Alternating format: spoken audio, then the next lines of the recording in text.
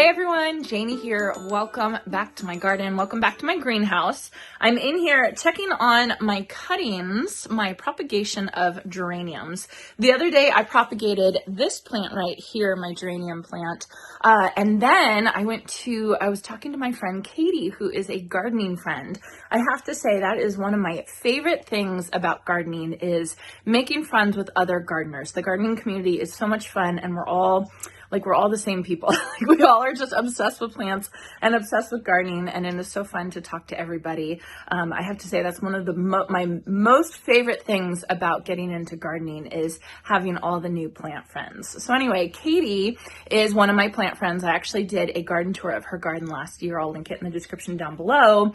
She's changing over her garden, and she's actually taken out some things in her garden, putting some new things in, and she asked me if I wanted to come and pick up some of the plants that she took out. And I said, of course, yes, because I'm working on filling up my garden as much as I possibly can this year. One of the things that I grabbed from her are her Martha Washington geraniums. She has the most beautiful Martha Washington geraniums, really, really gorgeous. So when I was at her house, I made sure to take a couple cuttings so that I could pot them up here in my greenhouse along with the other ones. So you can see here's the geraniums that I propagated the other day from that plant.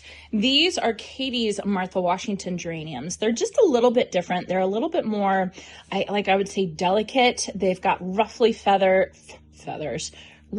flowers, and the leaves are serrated as opposed to the zonal geraniums. So just really, really interesting plant, and I definitely wanted to have some. And I love that these are from Katie because it just makes me so happy to have like a piece of her garden in my garden. So I'm really excited about that. Let me show you the other things she gave me. So sweet Katie gave me a Costco avocado-sized box of Bareroot Rudbeckia. I know it doesn't look like much right now, but this is gold, you guys. This is so gold. And if you have a plant friend that can share something like this with you, oh my goodness, you take it. So Katie has these amazing, amazing Rudbeckias, or black-eyed Susan. She had them in her front garden. She decided to take them out to plant some roses, and she asked me if I wanted them. And immediately I said, of course, yes, because look at these. Look at the roots on these guys. They're so amazing. They're going to be so happy. Even if only a little bit of, even if only half of these Rudbeckias survive, I'm going to have an absolute amazing show of Rudbeckia come, summer, late summer, something like that. So I am so excited to have these. And again, it just makes it all the more fun to know that this came from my plant friend Katie's house. It's super exciting. So that is my goal today, is to try and get these planted as much as I possibly can. There's a ton of them. This is deep. This is deep full of Rudbeckia. So I don't know if I'm going to be able to plant all of them, but I for sure am going to try, and I want to just kind of plant them in clumps, in masses all throughout my garden, because Rudbeckia is such a fabulous plant. It blooms for so long once it starts blooming. That's the hard thing, is it does take a while to start blooming, but once it starts blooming, it blooms for so long, and it brings so much color into your garden. I'm really, really excited to have these. So the reason why Katie had so many of these Rudbeckia in her garden that is not a giant-sized garden is because these reseed very easily for us. Basically, if you let them set seed and you don't deadhead them, they're going to set seed and they're going to start growing really, really well around your garden. So if you are going to plant something like this, just kind of think about that. Just kind of know that they can reseed themselves. But that's okay. I think a lot of people are super afraid of plants that reseed themselves. I know I have been afraid of it, but if you have the right situation, it's not always a bad thing. For instance, myself, where I need to fill up a lot of space in my garden, I am happy to have some plants that reseed itself. One of my most notorious plants that reseed itself is Verbena bonariensis, which is this beautiful, beautiful verbena, also called purple top vervain. Really gorgeous, reseeds itself so easily. And I hated it in my last garden because my last garden was really, really small. And I tried to cram a whole bunch of things into that garden. I have soil down my sleeve. I can feel it. I hated to have Verbena bonariensis, the regular kind, in my last garden because it would reseed and it would absolutely take over everywhere. So that's a situation where I really didn't want to plant that reseeded itself. But there's times, you know, there's a time and place. There's right plant for the right place. And I feel like these Rudbeckia that are going to reseed themselves, I feel like this is a perfect place for them in my garden. You just have to find the right thing. If you don't want plants to reseed, that you usually can find sterile versions. For instance, that Verbena bonariensis that reseeded so well in my garden, in my last garden, Meteor Shower Verbena from Proven Winners is a sterile version of that plant, or almost sterile, I should say, of that plant. So that Meteor Shower Verbena is not going to reseed in this garden. Now, I actually have planted some Verbena bonariensis, the regular kind, because I do want it to reseed in this garden, actually. So anyway, just be aware of that these will reseed. That is why Katie had a Costco-sized box that she took out of her garden. And luckily, she was able to save all of these bare roots so I can benefit from them. Okay, as for supplies today, pretty straightforward. I got my kneeling pad. I've got my giant box of Bareroot Rudbeckia, my gloves, some starter fertilizer, and I think I'm going to use my hodag today. This is a really fabulous tool I was introduced to, and it makes it so easy to dig into the ground.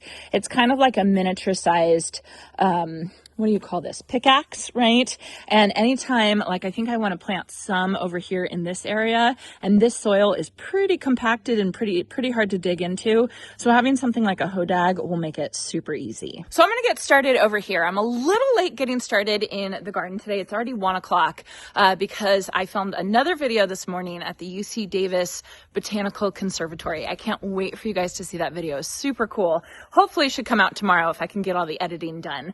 But I'm going to try and get as much done before the girls get home from school. So let's get started.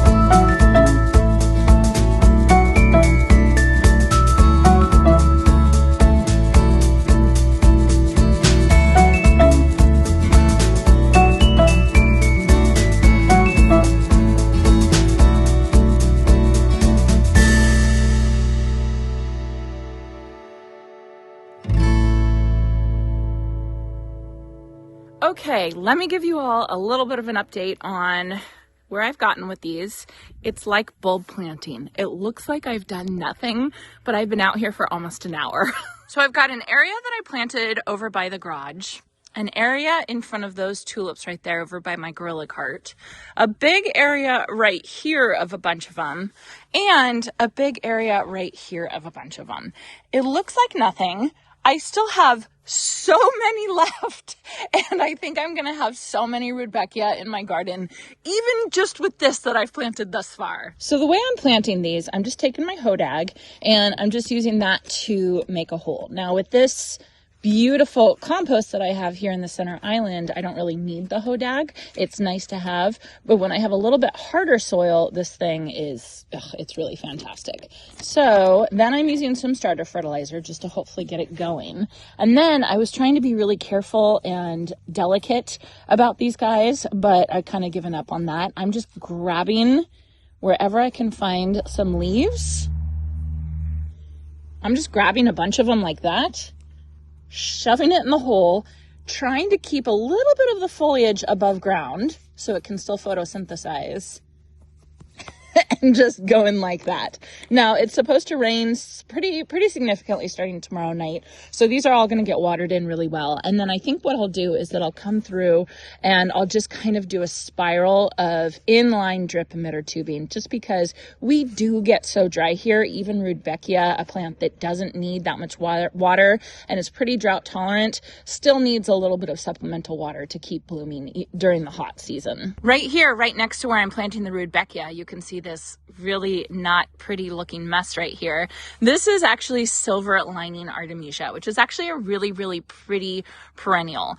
It can handle hot and dry sites just like Rudbeckia can handle, but it does, at least where I live, we get so dry, it does need some supplemental water. And unfortunately, these 3 artemisia and then those 3 mangave right there, they were hooked up to drip. You can probably see that there's some tubing right there, but that tubing wasn't hooked up to anything. And so these poor plants were not getting any water at the end of the season last season. And so they definitely suffered. So I need to come through and I need to cut back this artemisia. I've just left it because I was trying to baby it a little bit. I don't know. It's not looking too good for me right now, but this is the type of plant that you can kind of see in most gardens. Like I would say 90% of the gardens around the country, this plant can handle not having supplemental water.